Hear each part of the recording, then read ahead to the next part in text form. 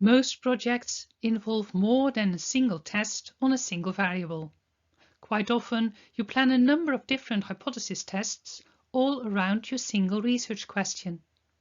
Now be aware that if you do multiple tests, you may have to deal with a multiple testing problem. Most basic statistics courses explain how post hoc tests that follow a significant ANOVA correct for multiple testing within that ANOVA. However, there are other situations where you have to deal with it manually. Let's talk about an example. Suppose I am testing 3 different methods to teach pupils a foreign language. At the end of the year, I do a number of tests with the pupils. A spelling test, a grammar test, a pronunciation test. In total, 7 small tests. And for each test, I do a one-way ANOVA to compare the different methods. If for one of the 7 tests there is a difference between the methods with some p smaller than alpha, have I shown that there is a difference between the methods? No.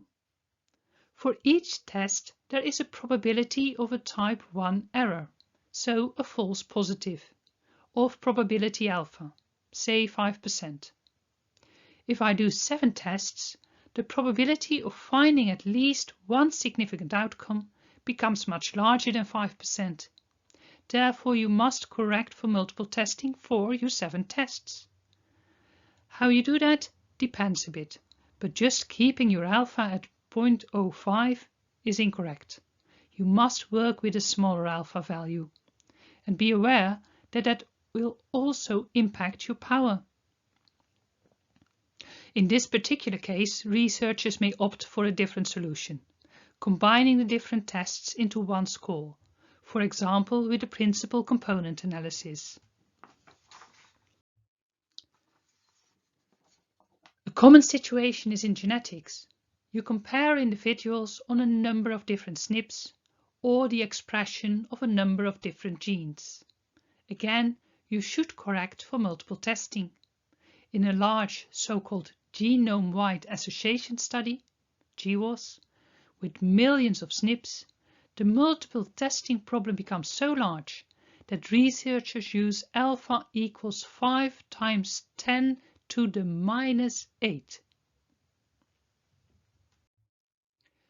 Some common methods for correcting are Bonferroni correction and false discovery rate by Benjamini and Hoogberg. It is up to you to make a good choice.